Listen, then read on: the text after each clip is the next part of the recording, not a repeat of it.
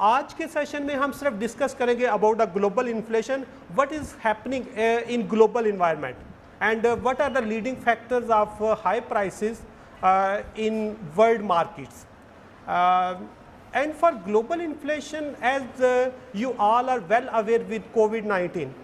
COVID-19 एक leading factor है global inflation का, क्योंकि कोविड-19 में आपको पता है मोर देन 200 कंट्रीज लॉकडाउन हुए, उनका इंटरनेशनल बॉर्डर सील हुए, प्रोडक्शन यूनिट्स बंद हुए, और जब प्रोडक्शन कम होती है, इंटरनेशनल मूवमेंट कम होती है, तो उससे चीज़ों की, इसको कहते हैं सप्लाई शॉक्स, और पूरी दुनिया में सप्लाई शॉक्स आने से जब आपकी प्रोडक्शन कम हुई तो उससे प्राइसेस बढ़ी। लेकिन कोविड का इम्पैक्ट शायद दुनिया बर्दाश्त कर लेती, लेकिन उसके साथ ही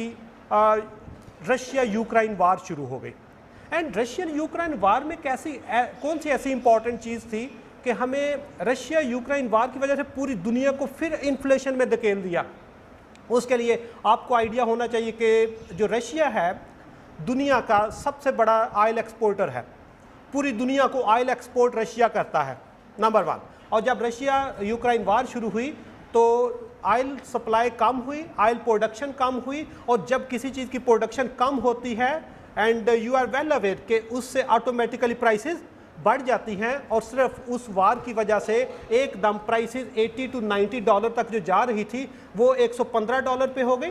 आज $120 हो गई, और एक्सपेक्ट किया जा रहा है अगले 3 से 4 माह में $120 फी बैरल से 140 बैरल तक प्राइस चली जाएगी, जिससे पाकिस्तान को शायद 300 रुपये लीटर तक जाना इनकी मजबूरी बन जाए। तीसरी चीज़ कि रशिया यूक्रेन वार जो है उसमें एक साइड पर कि they are big oil exporter and oil producer,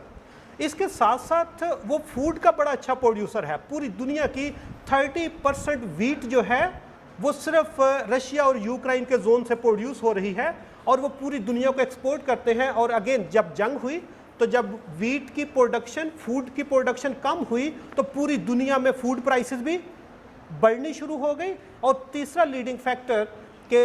वही जोन जो है पूरी दुनिया में सबसे ज़्यादा नेचुरल गैस प्रोड्यूस करने वाला है, और पूरे यूरोप को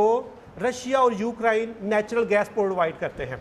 और जब उनकी गैस की वो प्रोडक्शन कम हुई तो उससे पूरे यूरोप में जो इन्फ्लेशन है वो बढ़ गया, जिसकी वजह से अब, और एक और चीज़, हम ग्लोबलाइज एरा में रह रहे हैं।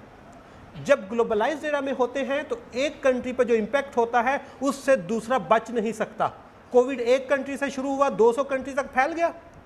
एक कंट्री में क्राइसिस आता है, दूसरे कंट्री उससे इम्पैक्ट होता है। एक कंट्री में अनएम्प्लॉयमेंट होती है, दूसरे कंट्री में अनएम्प्लॉयमेंट होती है, और जब एक में फूड शॉर्टेज होती है, एक में ऑयल प्रोडक्शन कम होती है, तो ऑटोमेटिकली वो पूरी दुनिया को डिस्टर्ब करता है। इसकी वजह से पूरी दुनिया में जब ऑयल या इसकी फूड की प्रोडक्शन डिस्टर्ब हुई रशिया यूक्रेन वार की वजह से, तो उससे ऑटोमेटिकली आपको आइडिया होना चाहिए कि पूरी दुनिया में जो फूड प्राइसेस हैं और जो ऑयल प्राइसेस हैं, जो पेट्रोलियम प्राइसेस हैं, ये सारी बढ़ गई, जिसकी वजह से इनको इन्फ्लेशन फेस करना पड़ा।